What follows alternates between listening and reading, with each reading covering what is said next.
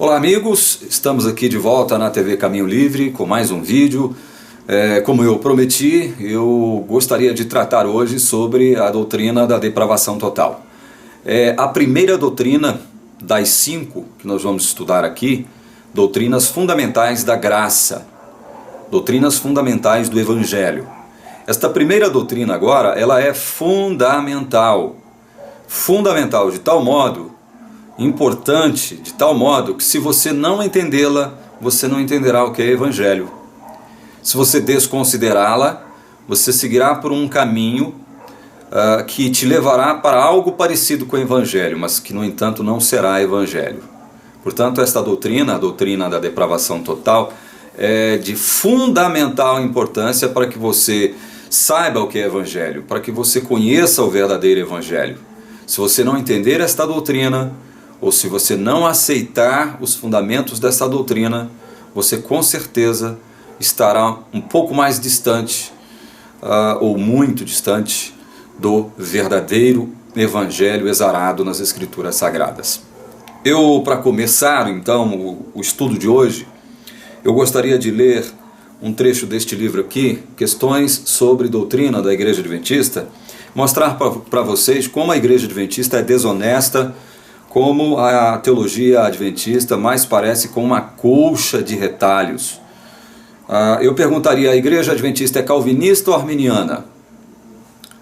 Bom, olhando a grosso modo, nós não titubearíamos em afirmar que ela é arminiana. A sua teologia é orientada pelo arminianismo. Mas como é que a Igreja Adventista se considera? Como é que ela se auto-intitula, ou como ela se auto-enxerga com relação a essas questões? Aqui na página 293 deste livro, diz assim: a Igreja Adventista do Sétimo Dia não é calvinista, nem totalmente arminiana em sua teologia. Ela não é nem calvinista, e nem totalmente arminiana em sua teologia.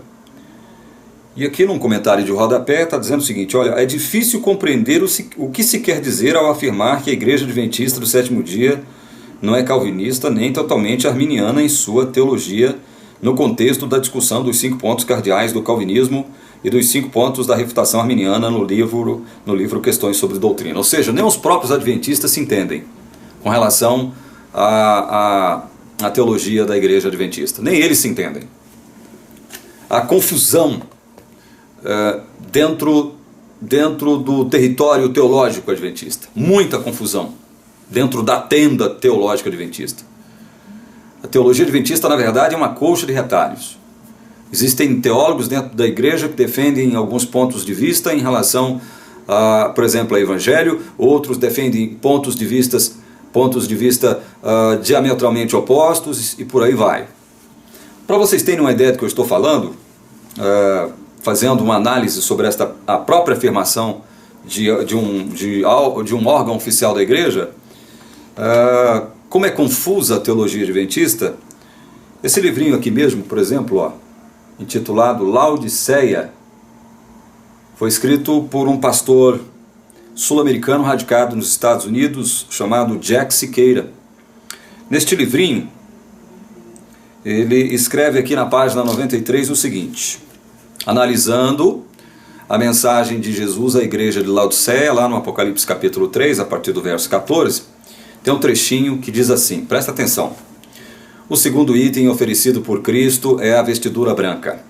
Trata-se da justiça de Cristo, tanto a imputada quanto a comunicada. Ponto. Devemos, entretanto, deixar claro que é a sua justiça imputada que nos qualifica ou nos concede o título para o céu, e não a sua justiça imputada, mas a sua justiça comunicada. A justiça que nos habilita para o céu foi efetuada por nós, mas fora de nós, na vida santa e na morte de Cristo. Vocês querem saber de uma coisa? O pastor Jack Siqueira está 100% certo. Pastor adventista Jack Siqueira, quando ele emite esta informação, quando ele faz esta afirmação a respeito do que nos credencia ao céu, ele está correto, ele está 100% com a Bíblia, ele está corretíssimo. Só que não é este o entendimento da teologia adventista, da escola teológica adventista. Vocês estão enxergando? Vocês estão enxergando o tamanho da confusão? Eu estou mostrando só um aspecto dessa confusão teológica adventista. A teologia adventista é sim uma colcha de retalhos. É uma tenda das confusões. É uma verdadeira Babel teológica, a teologia da igreja adventista. Enquanto isso, ela fica acusando os outros de Babilônia. Mas dentro das suas tendas teológicas há muita confusão. É um desdizendo o outro. É um contrariando o outro, um objetando o outro. E não me venham com essas churumelas de querer afirmar que isso existe em todo lugar. Não me venham com essas churumelas. Existem, obviamente, diferenças de opiniões, existem diferenças de aspectos, de detalhes teológicos em relação a muitas doutrinas, mas no essencial, naquilo que é básico, naquilo que é fundamental, não há confusão. Não há. Não há erro, como há erro na teologia adventista. Pastor Jack Siqueira está correto. Agora eu pergunto, por que a casa não publica mais este livrinho? Por que a casa editora não publica mais esse livrinho? Do pastor Jack Siqueira? Por que será? Eu não sei. Eu não sei. Não sei por que ela procura. Ela não publica mais este livro.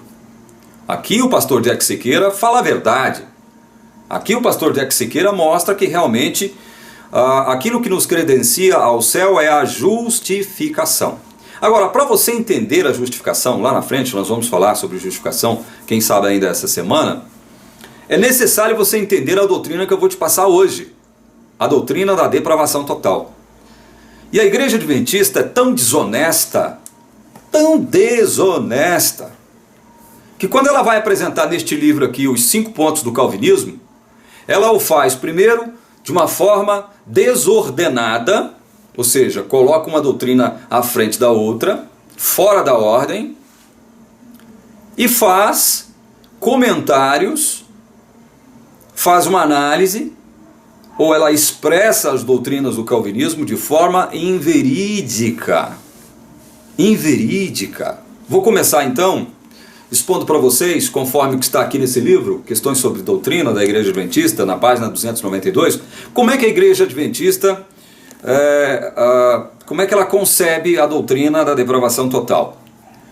A doutrina da depravação total, repito, é a primeira doutrina entre as 5 doutrinas fundamentais da graça, do Evangelho. Só que aqui, a Igreja Adventista colocou a depravação total como segunda doutrina. Não pode fazer isso. Em teologia, quando você muda a ordem dos fatores, você altera completamente o produto final.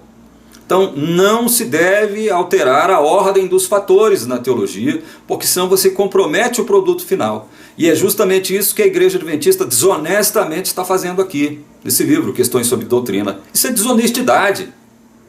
Isso é mentira. Vejam só como ela concebe a doutrina da depravação total. Vejam aqui, página 292 diz assim: que Deus, como outros ensinaram, considerou a humanidade não só como criada, mas também como caída em Adão, e consequentemente sujeita à maldição, tendo ele determinado livrar alguns dessa queda e destruição, e salvá-los como exemplos de sua misericórdia, e deixar outros, até mesmo filhos do concerto, sob a maldição, como exemplos de sua justiça, sem qualquer consideração à crença ou descrença. Com essa finalidade, Deus usou também certos meios pelos quais os eleitos fossem necessariamente salvos e os perversos fossem necessariamente condenados. Isto aqui é, segundo o livro Questões sobre Doutrina da Igreja Adventista do Sétimo Dia, o resumo, a síntese da doutrina da depravação total. Como eu disse, ela mudou a ordem. Aqui no livro está, ela é descrita aqui como a segunda, mas ela não é a segunda, ela é a primeira. Por que ela é a primeira? Porque ela é o fundamento. Ela é o alicerce sobre o qual o edifício teológico verdadeiramente evangélico, cristocêntrico, foi construído. Ela é a rocha sobre a qual as doutrinas da graça foram erigidas. Então ela tem que ser o fundamento, o alicerce. Ela não pode vir depois. Ela não pode vir depois. E a doutrina da depravação total, conforme exposta aqui neste livro da Igreja Adventista, ela está completamente pervertida. Completamente pervertida. Se nós fôssemos analisar frase por frase, nós ficaríamos aqui umas 3 horas nesse vídeo. Se nós fôssemos analisar frase por frase desta síntese enunciada pela Igreja Adventista sobre a doutrina da depravação total. Mas vamos saber o que a Bíblia diz sobre depravação total. Vamos procurar entender o que é depravação total, segundo o que a palavra de Deus fala. Eu queria que você abrisse aí a sua Bíblia em Gênesis capítulo 2, verso 17. Vamos começar por aí. Gênesis capítulo 2, verso 17, diz assim: Mas da árvore do conhecimento do bem e do mal não comereis, porque no dia em que dela comeres, certamente morrerás. Essa é a ordem de Deus para Adão e Eva lá no Jardim do Éden. Deus foi claro, foi objetivo: não coma daquela árvore lá.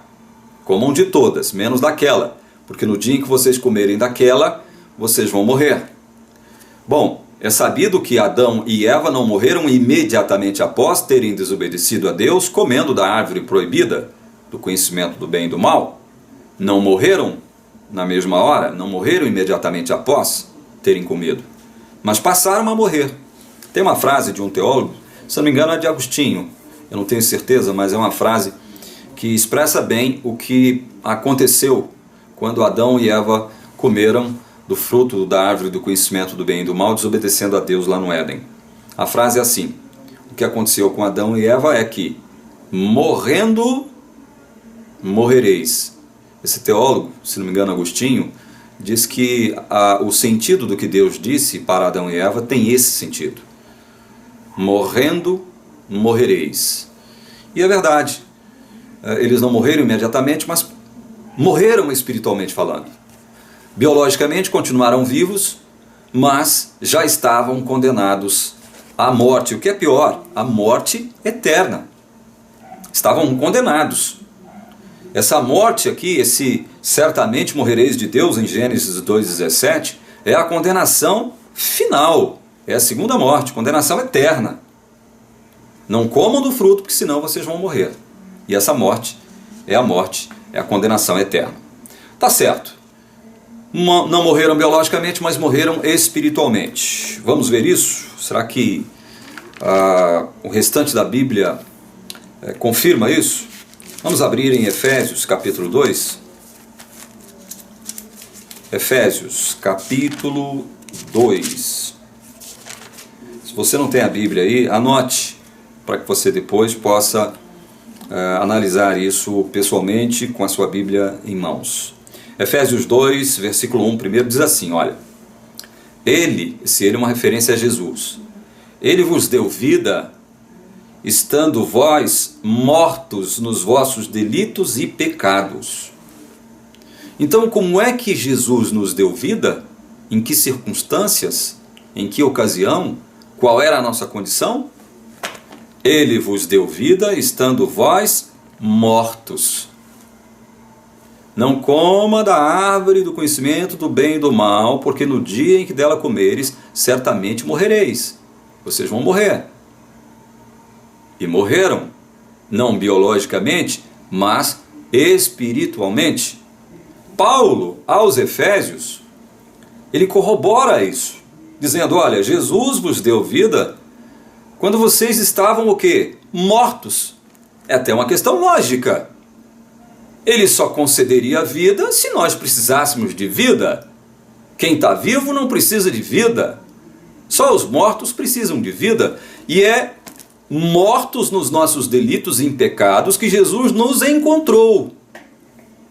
Aliás, ele teve que ir ao nosso encontro e nós vamos ver isso agora. Vejam, Paulo segue aqui em Efésios 2, a partir do verso 2, dizendo o seguinte, corroborando esse estado no qual nós caímos, né? Evidentemente em solidariedade a Adão.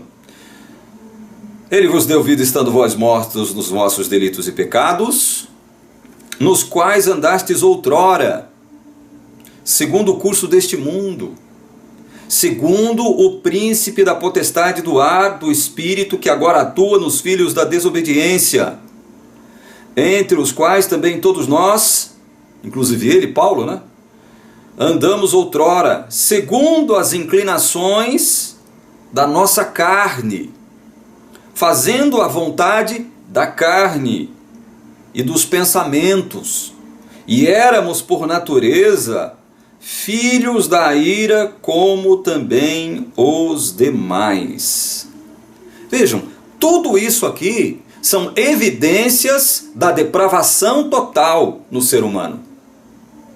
Quando Adão e Eva pecaram no Éden, essa morte de Adão e Eva passou a todo ser humano. Por que passou a todo ser humano? Porque Adão era o representante federal da raça humana.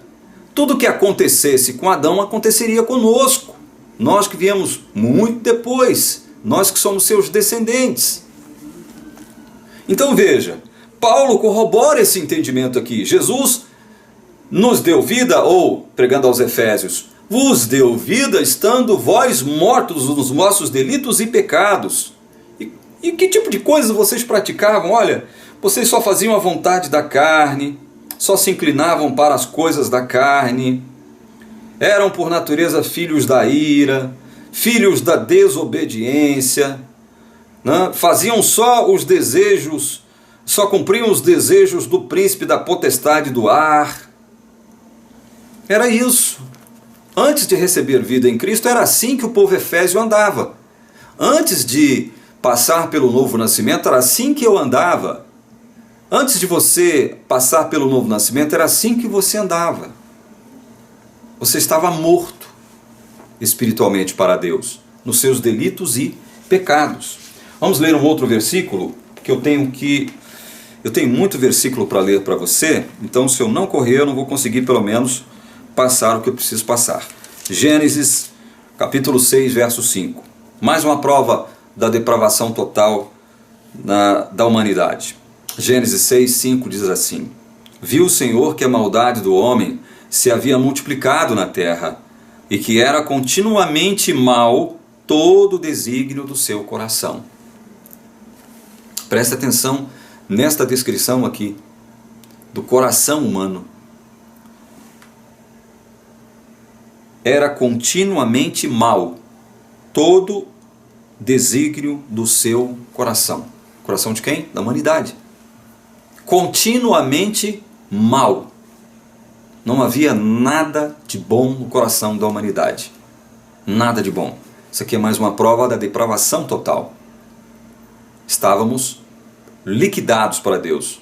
Estávamos, enquanto raça humana, mortos nos nossos delitos e pecados.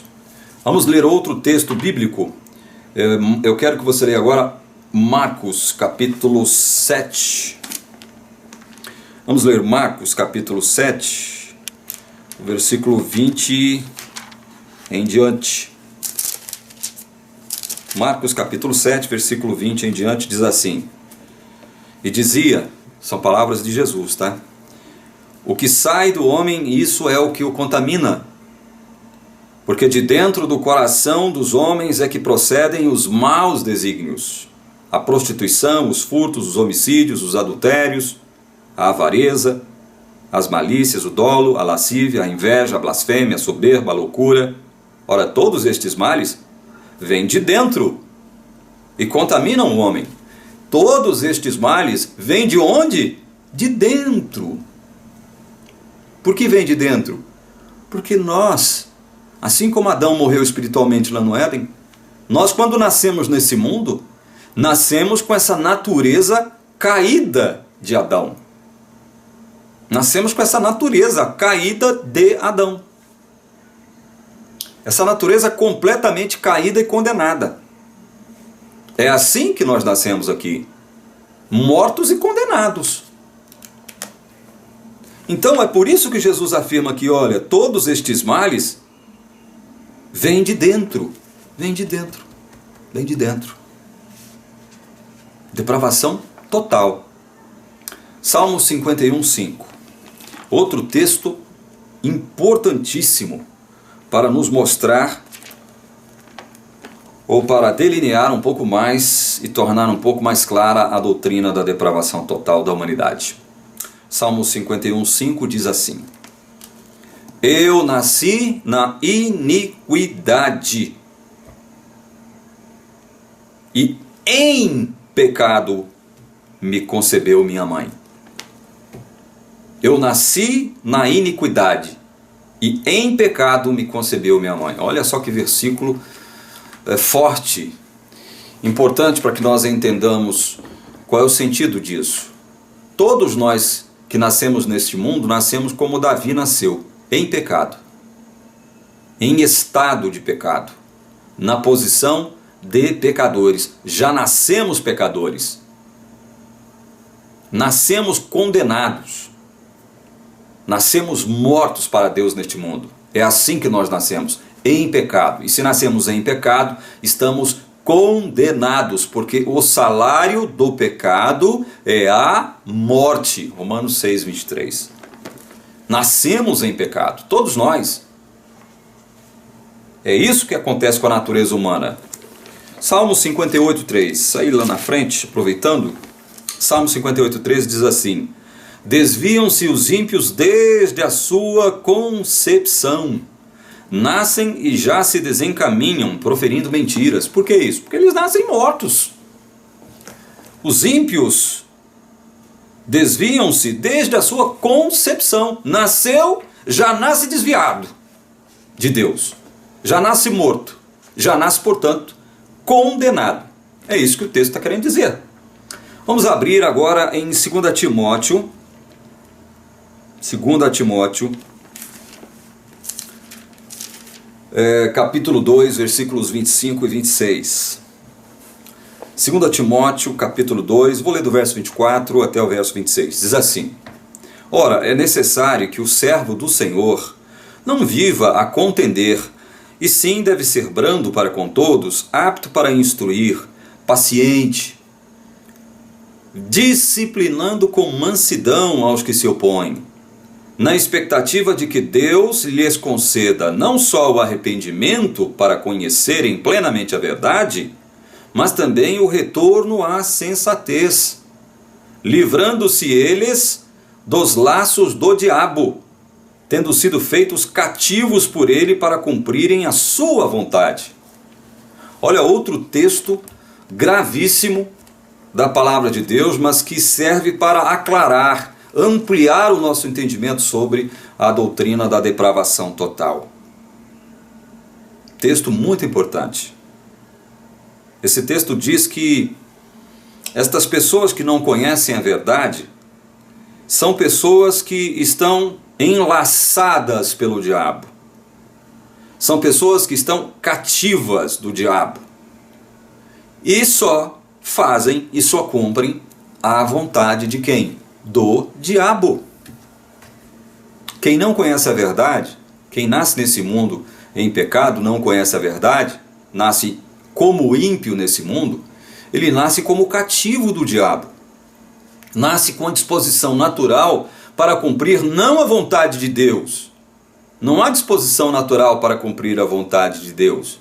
Só há disposição natural para cumprir a vontade do diabo. É isso que a palavra de Deus diz. E onde é que fica o livre-arbítrio? O livre-arbítrio já está aqui escorregando pelo ralo. O entendimento do suposto, dessa suposta ciência, né? Vamos dizer assim. Livre-arbítrio. Nós vamos ver que livre-arbítrio é um mito. Nós já estamos vendo isso aqui.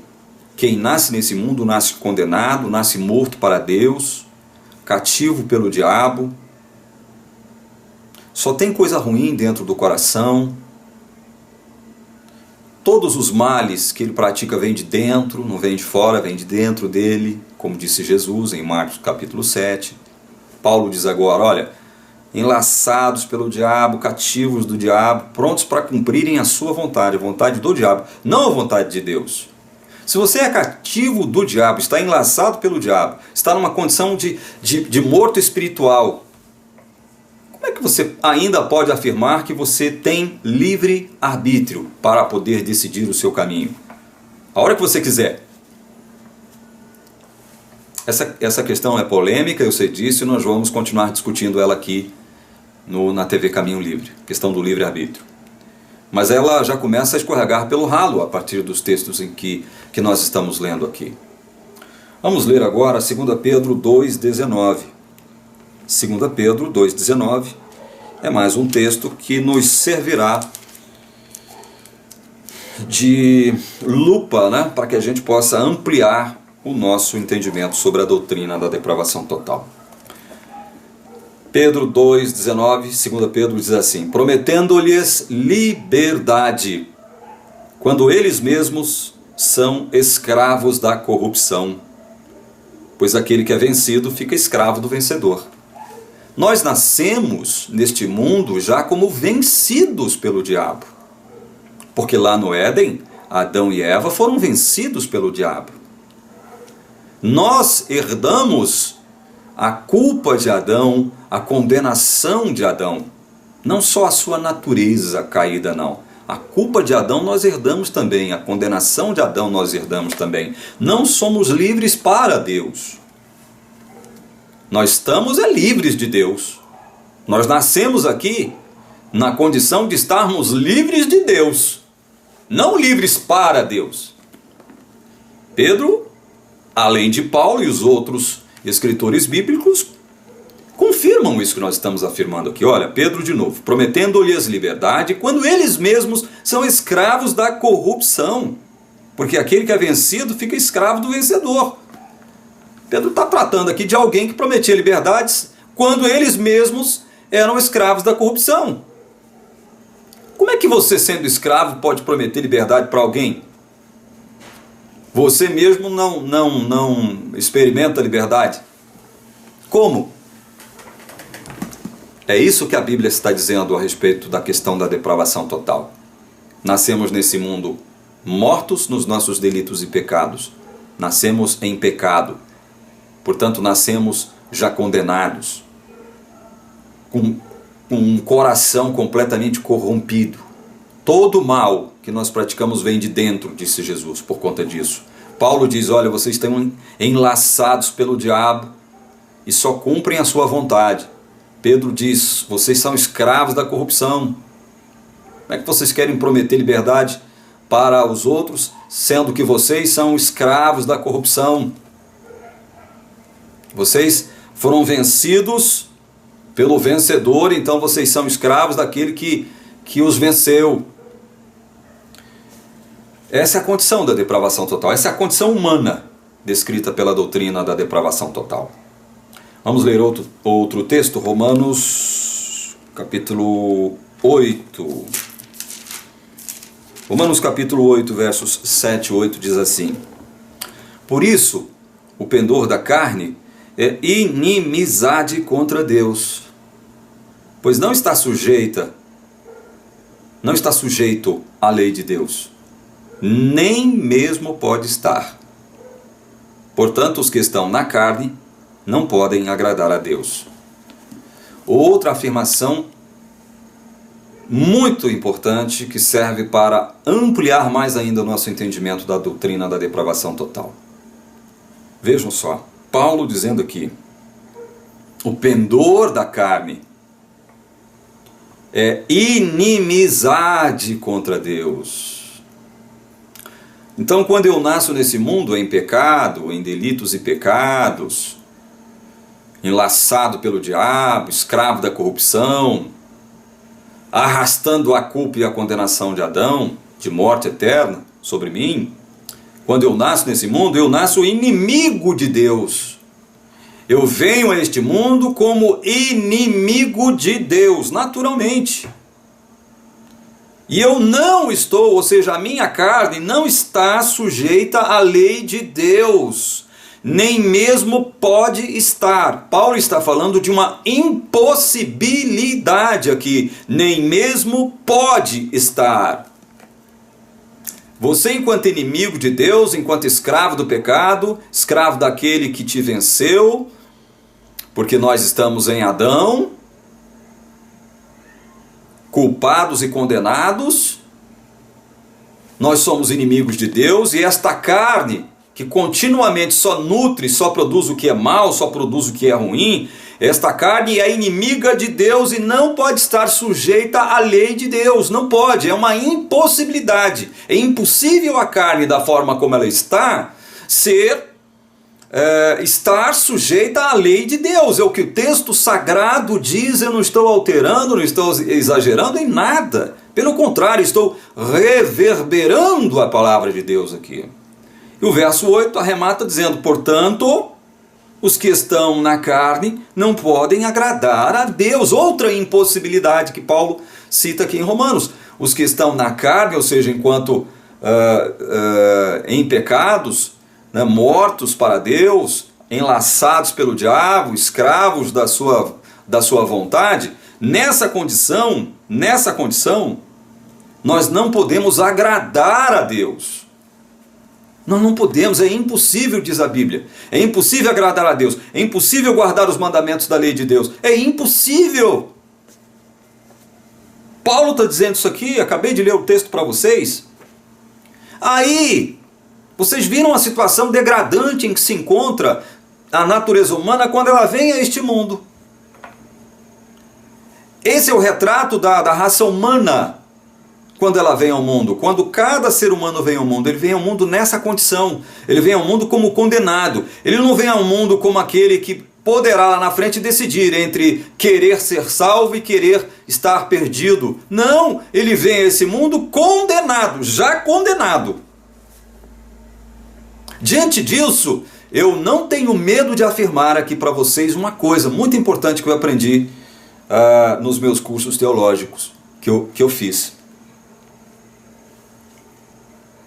Deus não tem obrigação, e não tinha obrigação, depois do pecado de Adão, da queda de Adão, lá no Éden, de salvar absolutamente ninguém. Se Deus fosse apenas e tão somente justiça, e quisesse apenas e tão somente agir com base na sua justiça penal, condenatória, ele destruiria todos nós. Ele não era obrigado a salvar absolutamente ninguém. Deus não é obrigado a salvar absolutamente ninguém. Ele criou um mundo todo perfeito, criou um homem perfeito, uma mulher perfeita, e colocou nesse mundo perfeito. E só deu uma ordem simples. Porque se Deus complicasse as coisas, né? Dissesse o inverso: olha, eu criei todas essas árvores frutíferas aqui, mas vocês não poderão comer delas, vocês só poderão comer daquela lá. Se fosse assim, nós poderíamos acusar Deus de ser um Deus meio arbitrário, né? Ditatorial, um Deus ruim, cerceador. Não é? Mas não, Deus fez o contrário. Olha, vocês estão vendo isso aqui? Tudo. Podem comer de tudo. Tudo é para vocês, tudo é de vocês, tudo pertence a vocês. Só não comam daquela árvorezinha que está ali no meio do jardim. Só isso que eu quero, é só isso que eu peço. Só isso. Então vejam, a partir do instante em que Adão e Eva desobedecem, Adão como representante da raça federal, peca, é condenado à morte eterna, condenação eterna. Essa morte, essa culpa, essa condenação, nós, quando nascemos nesse mundo, nós nascemos com ela. Alguém poderia me perguntar o seguinte: irmão, onde é que está isso na Bíblia? Eu vou mostrar para vocês. Eu vou mostrar agora para vocês. Mas antes eu quero mostrar mais 2 trechos da palavra de Deus para que vocês continuem ampliando o vosso entendimento sobre essa doutrina que é fundamental. Fundamental. De fundamental importância. Vamos lá, vamos para João capítulo 8. João, Evangelho de João capítulo 8. Nós vamos entender algumas coisas que Jesus disse aqui no Evangelho de João, que para muitos é assim, sabe? Tem um sentido muito vago, muito distante daquele sentido real, daquele sentido para o qual Jesus quis apontar, quis que seus ouvintes entendessem e depois nós, leitores do Evangelho, entendêssemos. João 8,32 diz assim: conhecereis a verdade, e a verdade vos libertará. Quer dizer o quê? Que antes de conhecer a verdade, nós não éramos o quê? Livres. Perceba que esse é um pensamento tão simples, tão lógico, que qualquer criancinha que já tenha a capacidade de raciocinar de modo lógico, chegará a esta mesma conclusão. Antes de conhecer a verdade, antes de nós conhecermos a verdade, nós não éramos livres. E eu acabei de ler vários textos aqui bíblicos, de vários autores, dizendo justamente isso. Vocês estavam escravos de Satanás, cumprindo a vontade de Satanás, enlaçados por ele, mortos nos vossos delitos e pecados, carregando a condenação em vocês, porque, como disse Jesus, todo o mal que vocês praticam vem de dentro de vocês. Paulo diz, olha, por isso a carne, o pendor da carne é inimiga de Deus. A carne não pode estar sujeita à lei de Deus. Não pode, é impossível. A carne não pode agradar a Deus. Viram? Estão observando que o livre-arbítrio não está aqui? Em nenhum desses textos o livre-arbítrio não se encontra. Pelo contrário, não há possibilidade de haver livre-arbítrio com este cenário, com este panorama, com este quadro terrível e espantoso sobre a raça humana. Então vem Jesus para ampliar a nossa ideia da nossa condição e diz o seguinte, olha, conhecereis a verdade vos libertará. Somente depois de Deus nos apresentar a verdade, somente depois de Deus vir ao nosso encontro com a verdade, e essa verdade é a verdade do seu Evangelho, é que nós nos libertamos, é que nós nos tornamos livres. Antes disso, nós não estamos livres. Deus olha para nós e enxerga um bando de gente escrava do diabo. Continuemos, verso 34 diz assim, replicou-lhes Jesus, em verdade vos digo, todo o que comete pecado é escravo do pecado. Nascemos nesse mundo em pecado. Nascemos em pecado e por nascermos em pecado, pecamos. Se nascemos em pecado, não há outro caminho para nós. Nascemos mortos para Deus, com a vontade escravizada pelo diabo, não é? Escravos da corrupção, prontos para cumprir somente a vontade do diabo, inimigos de Deus, não sujeitos à lei de Deus, sem a mínima possibilidade de agradar a Deus. Está vendo que Jesus está corroborando tudo que foi dito pelos demais escritores bíblicos? Quem comete pecado é escravo do pecado. Aí olha só que maravilha que ele diz aqui no verso 35, do capítulo 8 de João. O escravo não fica sempre na casa. O escravo não fica sempre na casa. Não fica. Um dia ele morre, né? O filho, sim, para sempre. O filho fica na casa. Casa de quem? Do pai. Por quanto tempo? Para sempre. O filho, sim, fica para sempre na casa do pai. Para sempre. Que maravilha isso aqui, né? E aí vem Jesus no verso 36 e ainda diz assim, olha, se pois o Filho vos libertar, verdadeiramente sereis livres. Se Jesus nos libertar, nós seremos verdadeiramente livres. Até que isso aconteça, até que Jesus nos liberte, nós somos escravos do diabo, mortos para Deus, nos nossos delitos e pecados, completamente mortos para Deus, com a vontade escravizada pelo diabo, prontos para fazer somente a vontade do diabo, não a vontade de Deus, porque a carne não está sujeita à lei de Deus, é inimiga de Deus e não pode agradar a Deus, é escrava da corrupção, a carne. Está vendo como tudo fica um pouco mais claro quando a gente reconhece a nossa verdadeira condição quando viemos ao mundo? Jesus diz aqui mais algumas coisas interessantes, olha, ainda no capítulo 8 de João, versículos 43 e 44, ele diz assim: qual a razão por que não compreendeis a minha linguagem?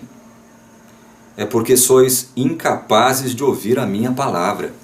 Você vê que esse estado de corrupção no qual nós nascemos, todos os seres humanos nascem aqui, nos impossibilita até de compreender a linguagem do Evangelho. Viram? Jesus pergunta: qual a razão por que não compreendeis a minha linguagem? É uma pergunta provocativa para os fariseus, né? Por que vocês não compreendem a minha linguagem? Qual é a razão disso? Aí Jesus diz: olha, é porque sois incapazes de ouvir a minha palavra.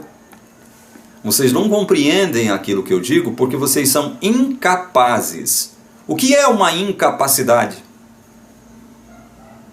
Não é uma falta de poder fazer alguma coisa? Não é? É isso. Incapacidade é a falta do poder de fazer ou para fazer algo. Então, o fato de nós estarmos mortos nos nossos delitos e pecados, escravos do diabo, inimigos de Deus, inimigos da lei de Deus, não podemos agradar a Deus porque nós nascemos em pecado, provoca até isso. Nós não compreendemos a linguagem de Jesus porque somos incapazes de ouvir a sua palavra. Nessa condição que nós estamos, de mortos em delitos e pecados, nós não conseguimos ouvir a palavra. E aí como é que fica se Paulo em Romanos diz que a fé vem pelo ouvir o quê? A palavra do Senhor, a palavra do Evangelho. Mas Jesus diz que enquanto mortos nos nossos delitos e pecados, nós não podemos ouvir, nós somos incapazes, nós não temos a capacidade de ouvir. E aí, como é que fica a nossa situação? Triste, não é? Triste. Triste seria se Jesus não fizesse uma intervenção na nossa história. Aí sim seria triste, mas ele fez. Por isso que ele está afirmando aqui, antes, olha, se o Filho vos libertar, verdadeiramente sereis livres. Enquanto o Filho não vos libertar, vocês continuarão incapazes de ouvir. A palavra não entra aqui, olha, não entra aqui. Ela passa aqui, passa, mas não entra aqui, ela não habita o coração, não habita. Estão vendo? Isso são palavras de Jesus. Aí Jesus afirma no verso 44 algo duro para os fariseus. Olha, vós sois do diabo, que é vosso pai, e quereis satisfazer-lhe os desejos. Mesma coisa que Paulo falou lá a Timóteo. Vocês são escravos do diabo, prontos para cumprirem a vontade dele, do diabo, não a vontade de Deus. Viram como é triste este quadro apresentado pela depravação total, que é a doutrina fundamental do Evangelho? Esse é um aspecto negativo do Evangelho. Mas por que esse aspecto negativo tem que ser apresentado? Porque se esse aspecto negativo não lhe for apresentado, você vai ter um autoconceito a respeito de si mesmo completamente equivocado, distante da palavra de Deus. Você vai achar que o que vai fazer a diferença entre você e Deus, para começo de conversa, é o seu livre-arbítrio. Quando na verdade, em momento nenhum, em lugar nenhum, a Bíblia ensina a suposta verdade do livre-arbítrio. Você está vendo isso aqui pelo contrário, nós nascemos sem liberdade alguma, escravos do diabo, mortos para Deus. Como é que morto pode ter o livre-arbítrio?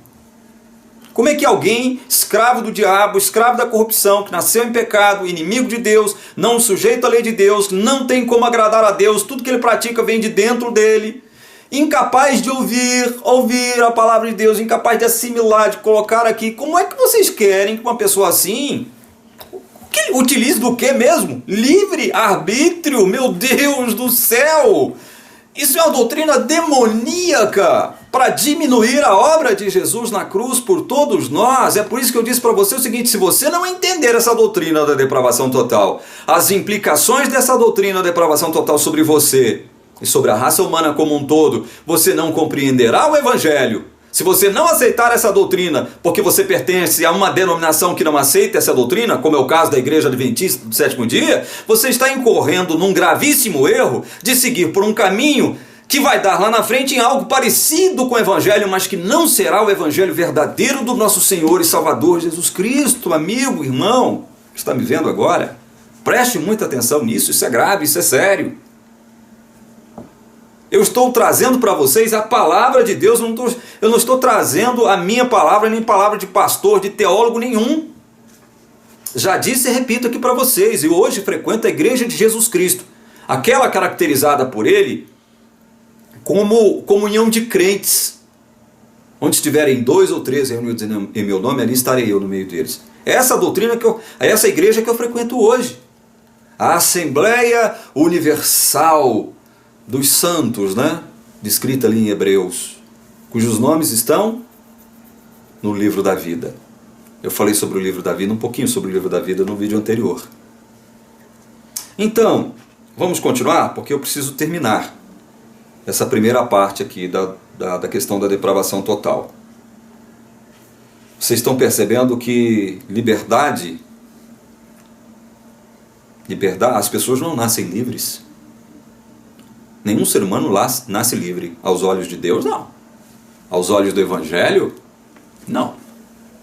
Pelo contrário, nascem nesse mundo escravas do diabo. Estamos falando, repetindo isso aqui massivamente, que é para tentar colocar na sua cabeça e coração uma verdade que é exarada do Gênesis ao Apocalipse na palavra de Deus. Leiam comigo Mateus 19, 25 e 26. Evangelho de Mateus, capítulo 19, versos 25 e 26. Jesus diz aqui o seguinte, olha, presta atenção nessa afirmação aqui de Jesus, porque isso aqui é de fundamental importância. Depois disso aqui, desse texto, desses 2 textos aqui, eu quero ler mais 2 trechos com vocês e encerrar meu vídeo. Diz assim, olha, ouvindo isto os discípulos, Mateus 19, 25 e 26. Ouvindo isso os discípulos ficaram grandemente maravilhados e disseram, sendo assim, quem pode ser salvo? Olha que pergunta. Quem pode ser salvo? Diante do que eu apresentei para vocês aqui agora a respeito da depravação total na palavra de Deus, muitos podem perguntar, né? Assim como os discípulos perguntaram para Jesus, Senhor, sendo assim, quem pode ser salvo? Essa é uma boa pergunta. Esta é, sem dúvida nenhuma, uma das perguntas mais importantes da Bíblia. Quem pode ser salvo é a pergunta. Quem? Quem é que pode? Aí Jesus responde, verso 26. Jesus, fitando neles o olhar, disse-lhes, isto é impossível aos homens, mas para Deus tudo é possível. Percebam a gravidade, a grandiosidade desta resposta de Jesus ante a pergunta, quem pode ser salvo? Quem pode ser salvo mesmo, Senhor? Aí vem Jesus como que, parecendo que, sabe, ao invés de nos animar, nos fortalecer, não, parece que na primeira parte da resposta dele, é uma primeira parte tenebrosa. A segunda parte é maravilhosa, mas a primeira parte da resposta de Jesus ante essa pergunta é tenebrosa. Ele diz, olha, isto é impossível aos homens. Quem pode ser salvo? Aí Jesus responde: humanamente falando, ninguém. Esse é o sentido da resposta de Jesus, pelo menos da primeira parte da resposta de Jesus. Humanamente falando, ninguém. É impossível qualquer homem ser salvo. Impossível. Por que é impossível?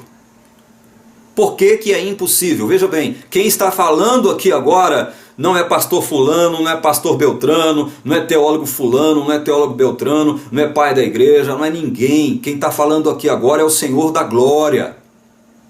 É Jesus, o autor da nossa fé, da nossa salvação. É Jesus que está falando isso, irmão e amigo que está me vendo agora. Presta atenção. Não queira defender a sua igreja, porque sua igreja não aceita isso aqui, não. Porque se você defender a sua igreja contrária a esta afirmação de Jesus, você está se posicionando contra o Senhor da glória. É Jesus que está afirmando ante a pergunta: quem pode ser salvo? Ele está falando: isto é impossível aos homens. Só é possível para Deus. Salvar homens só é possível para Deus, mas para os homens mesmos, isto é impossível. Humanamente falando, homem não pode salvar homem. Eu louvo a Deus por esta verdade. Eu louvo a Deus por esta verdade. Meu coração palpita mais forte quando eu ouço essa verdade. Quando eu vejo o Mestre, o Senhor Jesus, afirmar isso. Ponha-se no seu lugar, homem. Ponha-se no seu lugar. Você não é nada. Você nasce nesse mundo? Nada. Você nasce morto para Deus, em delitos e pecados, carregando a culpa e a condenação de Adão.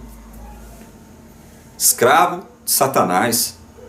Tudo que você pratica vem de dentro. Eu disse isso para você, vem de dentro de você. Tudo que você pratica vem de dentro de você, não vem de fora não. Coloca a culpa nos outros não. Vem de dentro de você. Por quê? Porque você é escravo do diabo. A sua vontade é fazer a vontade do diabo. Sua vontade não é fazer a vontade de Deus, porque você nasce desse mundo inimigo de Deus, não sujeito à lei dele, não podendo, portanto, agradar a Deus. Então, humanamente falando, quem é que pode ser salvo? Ninguém. Então quer dizer que o livre-arbítrio então cai por terra? Cai e se esfarela. Se esfarela. E nós vamos ver isto aqui sempre na TV Caminho Livre. Nós vamos ver isso aqui sempre. Nós vamos mostrar, e nós já estamos mostrando algumas verdades fundamentais do Evangelho, que a Igreja Adventista do Sétimo Dia nunca pregou. E por que eu estou me dirigindo à Igreja Adventista do Sétimo Dia? Porque eu pertencia a esta igreja por um tempo considerável, foram 26 anos lá dentro. E enquanto eu, cativo da teologia adventista, não abria os horizontes para entender o que a Bíblia diz sobre o Evangelho, de forma livre, desimpedida, clara, tranquila e serena. Eu quero entender o Evangelho. Enquanto eu não fiz isso, eu estava assim, ó. Já viram o cavalo com a tapa? Só enxerga aqui à frente, aqui, só. Era assim que eu estava. Mas a partir do momento em que eu tiro a tapa e amplio a minha visão sobre o Evangelho, e amplio o meu conhecimento de Evangelho, aí eu vou vendo estas verdades que eu estou passando para vocês agora, aí eu vou dando glória a Deus, aí o meu coração vai palpitando, aí a alegria vai aumentando. Meu Deus, isto é verdade, como é que eu não... Durante 26 anos, eu pregando a Bíblia, eu pregando um suposto evangelho, que de evangelho não tinha nada, como é que eu não vi isso antes? Acreditando num famigerado livre-arbítrio. Nós vamos ver que livre-arbítrio é um mito. Não existe livre-arbítrio. O único ser em todo o universo que possui livre-arbítrio é Deus. Deus Pai, Deus Filho, Deus Espírito Santo. Glórias a Deus por isso. É o único que possui livre-arbítrio. Nós, seres humanos, não possuímos livre-arbítrio. Nós possuímos uma coisa chamada liberdade de agência. Você que frequenta a Igreja Adventista do Sétimo Dia, que está me assistindo agora, nunca ouviu falar nisso, né? Liberdade de agência. O que é isso? Nós vamos falar sobre isso depois. Liberdade de agência, liberdade de agir. Isso nós possuímos. Você, quando nasce desse mundo, eu disse aqui, você nasce livre de Deus. Livre de Deus. Não livre para Deus. Você é livre? Você é livre, sim. Você nasce desse mundo livre. Mas livre para o diabo. É diferente. E como é diferente? Livre de Deus, livre para o diabo. Entendeu a diferença? Você nasce com a liberdade de agência, não com livre arbítrio. Livre arbítrio só Deus possui. Eu tenho que ler então agora 2 trechos da Bíblia para encerrar esse estudo. O primeiro deles se encontra em 1 Coríntios 15, verso 22. Abra aí, se você tem a Bíblia, abra aí em 1 Coríntios 15, 22. O texto diz assim: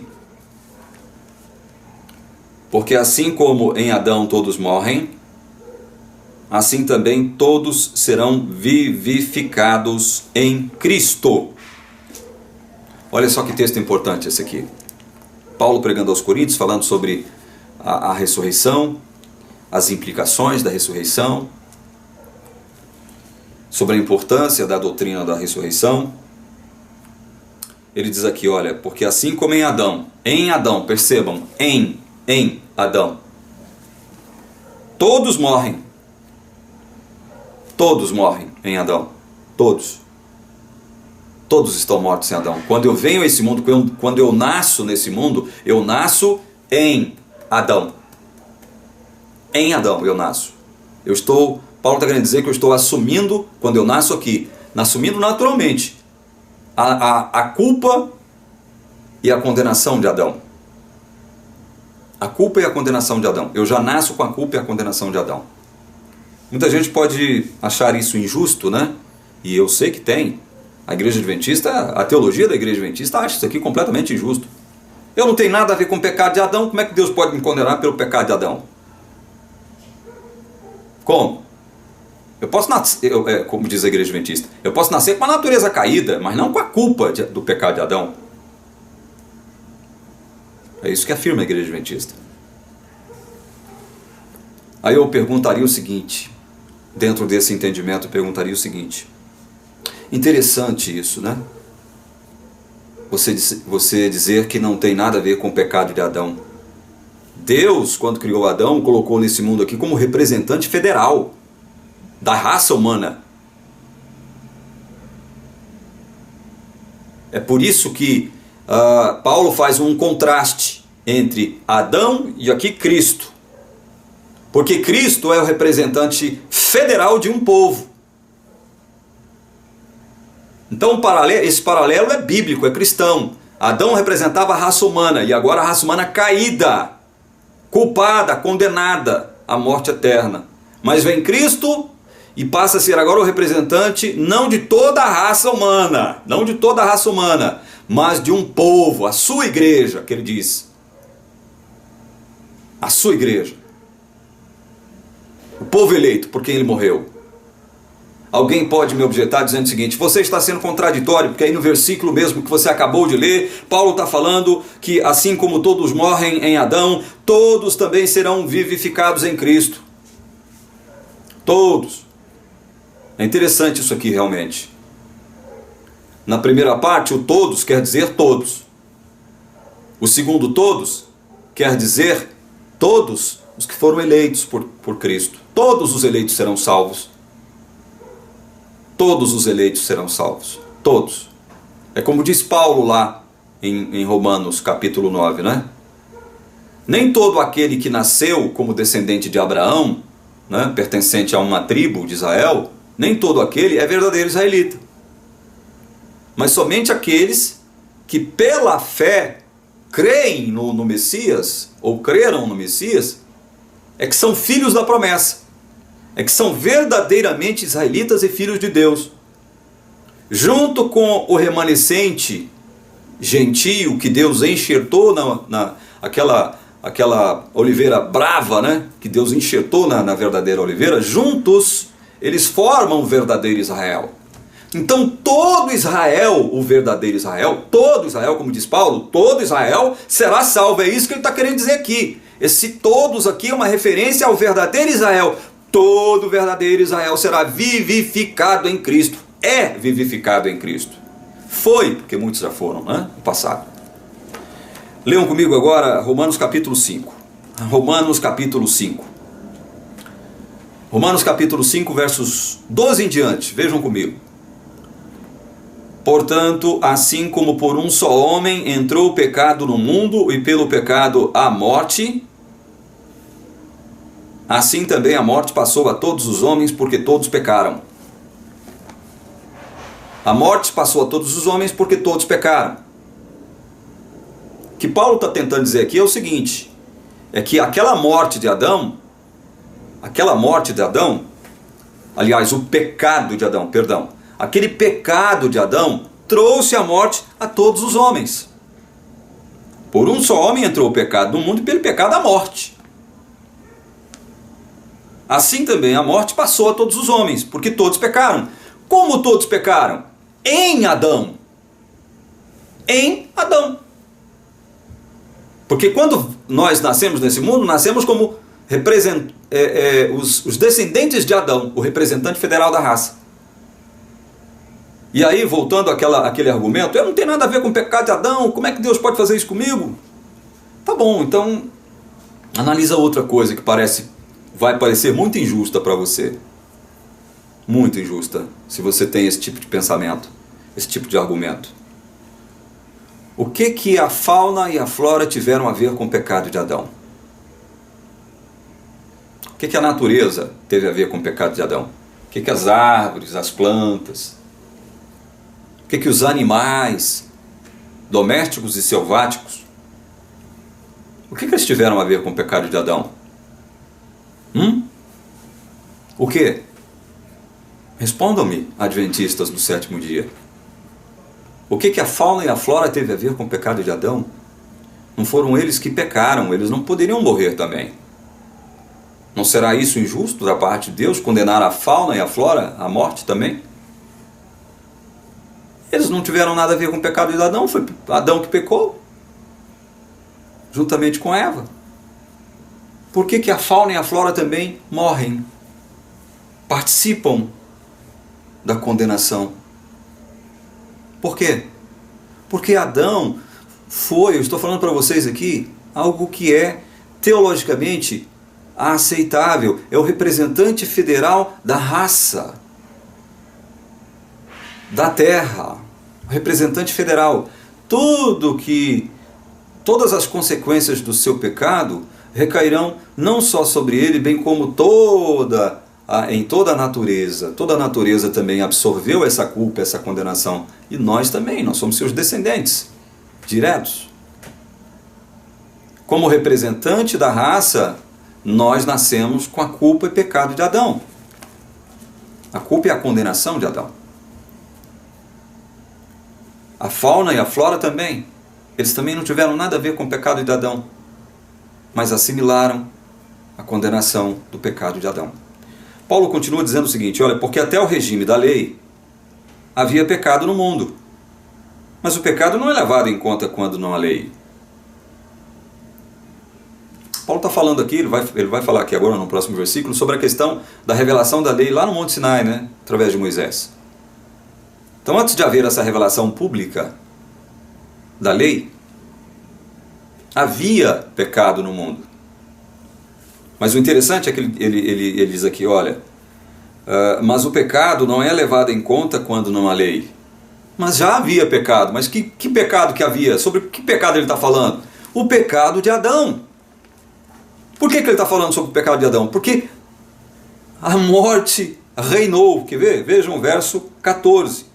Entretanto, reinou a morte desde Adão até Moisés, mesmo sobre aqueles que não pecaram à semelhança da transgressão de Adão, o qual prefigurava aquele que havia de vir. Viram aí? Ele está falando o seguinte, olha, a morte reinou mesmo sobre aqueles que não pecaram voluntariamente como Adão. Simplesmente nasceram. nasceram no mundo já carregando a culpa e a condenação de Adão e passaram a morrer. Quer uma prova disso? Bem simples, mas importantíssima prova.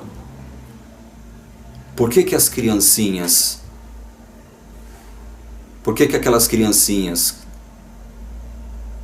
que ainda não cresceram até possuir capacidade de raciocínio morrem? Por que elas morrem? E elas morrem, você sabe disso, bebês morrem, criancinhas morrem. Por que elas morrem? Elas não fizeram nada para morrer.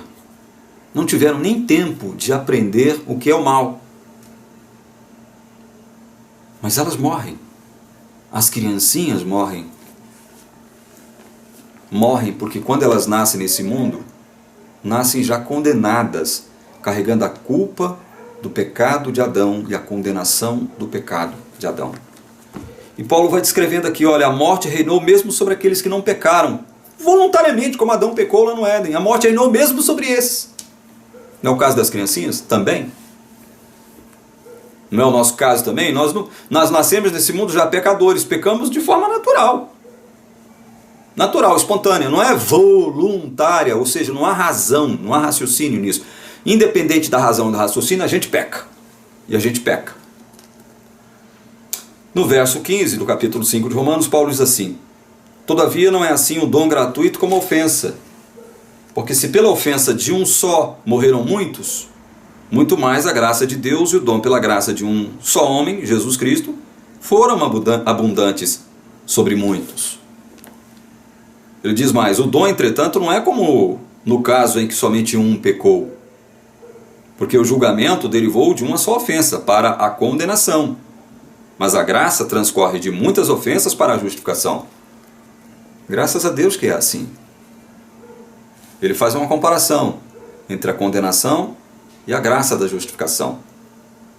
No caso da condenação, bastou um pecar para gerar a condenação a todos. Mas no caso da graça, não. Um morre assumindo a culpa de todos e dá vida a todos por quem ele morreu. É isso que Paulo está dizendo aqui. Romanos capítulo 5. Verso 17 diz assim: se pela ofensa de um e por meio de um só reinou a morte, muito mais os que recebem a abundância da graça e o dom da justiça reinarão em vida por meio de um só, a saber, Jesus Cristo. Verso 18. Pois assim como por uma só ofensa veio o juízo sobre todos os homens para a condenação, juízo sobre todos os homens para a condenação, assim também, por um só ato de justiça veio a graça sobre todos os homens para a justificação que dá vida. Aí vem um adventista querendo me dizer o seguinte: está vendo só? Olha o verso 18 aí, olha a segunda parte do verso 18, o que está dizendo? Vamos ler de novo o verso 18? Pois assim como por uma só ofensa veio o juízo sobre todos os homens, esse todos os homens aqui é todos os homens mesmo, é absoluto. Todos os homens que nasceram no mundo, nascem já com esse juízo sobre a cabeça deles. Juízo provocado pelo pecado de Adão. Aí a segunda parte, veja só a segunda parte. Isso aqui é o argumento do adventista do sétimo dia. É a objeção do adventista do sétimo dia que acha que está provocando um rebuliço, né? Afirmando isso aqui. Olha, veio a graça sobre todos os homens para a justificação que dá vida. Viu só? A graça sobre todos os homens. Todos eles. Então, se a graça veio sobre todos os homens de modo efetivo, o adventista do sétimo dia terá que concordar com algo que eu sei que ele não concorda, que a teologia adventista não concorda, e nesse ponto ela está certa. No universalismo. Aquela categoria da teologia que acredita que todas as pessoas do planeta Terra serão, de algum modo, em algum momento, salvas por Deus.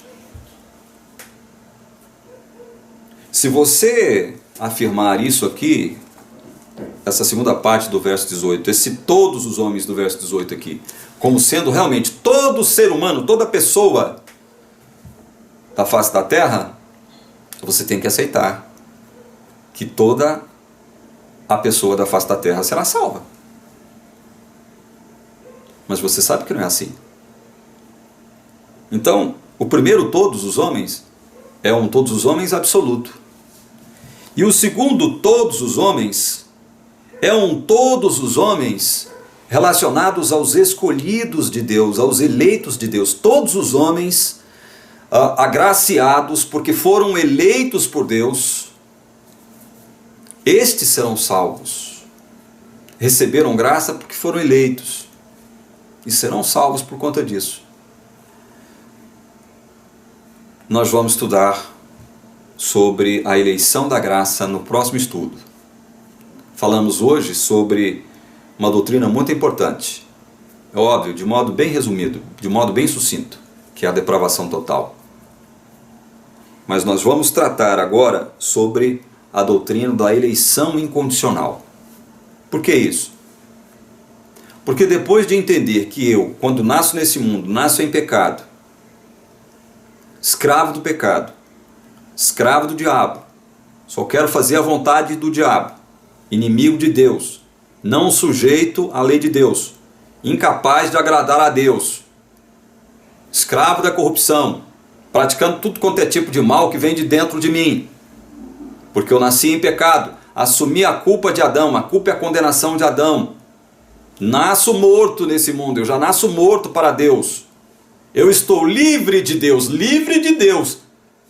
mas livre para o diabo. Viram? Duas espécies de liberdade aqui. Uma é negativa, estou livre de Deus quando eu nasço desse mundo. Eu nasço livre de Deus, mas livre para o diabo. Então, quer dizer, quando você entende isso, quando você entende esse quadro horroroso a respeito da raça humana, é que você passa a entender o seguinte: bom, quem é que pode ser salvo então? Voltando àquela pergunta. Aí vem Jesus e diz: olha, humanamente falando é impossível. Só Deus pode salvar. Graças a Deus por isso. Aí entra a questão da eleição incondicional. Por que incondicional? Por quê? Porque Deus, para ser somente justiça, Ele poderia condenar todos nós à morte eterna. Condenados, todos. Adão pecou, representante federal da raça pecou, acabou. Acabou, vocês estão todos condenados. Deus poderia criar uma outra raça, Ele é Deus, destruir essa, condenar essa, porque através do nosso representante federal a raça pecou, caiu, está todo mundo culpado e condenado. Deus não tinha e não tem obrigação nenhuma de salvar ninguém. É isso que irrita os adventistas do sétimo dia. E aí não é só adventista não, tem muitas outras denominações também. É isso que irrita eles. Não, Deus não pode fazer isso. Então não é justo. Como não é justo? Não é justo, meu querido. Não é justo isso. Você falar para Deus isso. Vá falar com Deus então, mãe. Vai reclamar para Deus. Porque o próprio Jesus disse o seguinte: olha, quem é que pode ser salvo? Isso aos homens é impossível, ou seja, humanamente falando, não pode. Não tem como o homem ser salvo. Só Deus pode salvar. Então, se só Deus pode salvar, é Ele que tem que escolher. E ele escolheu muitos. Ele não vai condenar todo mundo à perdição. Ele escolheu muitos.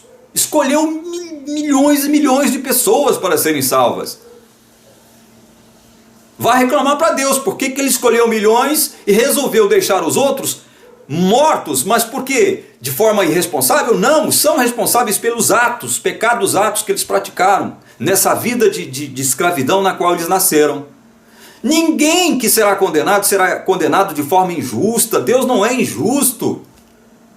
Então todos aqueles que Deus não escolheu salvar serão condenados por responsabilidade própria. Primeiro por terem nascido nesse mundo sob a condenação do pecado de Adão. E depois pela prática dos próprios pecados. O salário do pecado é a morte. Veja bem, eu sei que isso é polêmico para quem está ouvindo isso pela primeira vez. É chocante isso. Parece que há injustiça, parece que isso não é evangelho, mas é evangelho. É evangelho. E nós já percebemos isso. Olha, a doutrina da depravação total mostra uma coisa para o homem: que é impossível o homem salvar-se a si mesmo, através de livre-arbítrio, como diz aí os arminianos. É impossível. É impossível. Quem foi que disse isso? Eu? Ou algum teólogo? Não, foi o próprio Jesus. Mateus 19, 25, 26. Vai lá, lê lá então. Vai brigar com Deus então por conta disso. Então, diante desse quadro, só nos resta uma alternativa. Ou Deus vem até nós, nos vivifica e nos salva, ou nós morreremos condenados, justamente, de modo justo. Ou vem falar para mim aqui que você não pecou. Vem falar aqui para mim que você não pecou. Quem é que pode afirmar: eu não tenho pecado? Só Jesus. O salário do pecado é a morte. Adão não foi condenado, Adão e Eva não foram condenados à morte eterna por conta de ter comido de um fruto. Nós não fazemos coisas piores do que isso? E ainda queremos reclamar a justiça de Deus? Não, se ele salvou um, tem que salvar outro também. Senão Deus não é justo. Aí vem o arminiano, para livrar a suposta justiça de Deus, ou a suposta injustiça de Deus, para livrar Deus de ser injusto, vem armar, coloca no meio do evangelho puro e simples de Jesus Cristo um negócio chamado livre-arbítrio. Então, aqui na TV Caminho Livre, nós vamos expor estes erros todos. Nós vamos demolindo esses erros com a palavra de Deus. E no próximo estudo que eu vou fazer depois, eu vou trazer para vocês a doutrina da eleição incondicional. E por que a eleição de Deus é incondicional? Porque vocês viram hoje, eu não tenho condição de me salvar. É necessário que venha Deus de fora e me salve, que me resgate, que me livre, que me dê vida. Porque eu estou morto quando eu nasço nesse mundo de forma natural. É por isso que a eleição tem que ser incondicional. É por isso que a eleição tem que vir de fora. A salvação tem que vir de fora. É por isso que Deus diz: olha, eu não vou dividir a glória da salvação com ninguém. Eu salvo, mas ninguém salva. Foi o que Jesus disse lá em Mateus 19, 25 e 26. Quem pode ser salvo? Isto é impossível aos homens, disse Jesus. Mas para Deus tudo é possível. Então, só Deus pode salvar. O homem não pode salvar a si mesmo. Então você ouviu hoje, de forma resumida, sucinta, o estudo da depravação total. No próximo vídeo, nós vamos falar sobre a eleição da graça, que é incondicional. Doutrina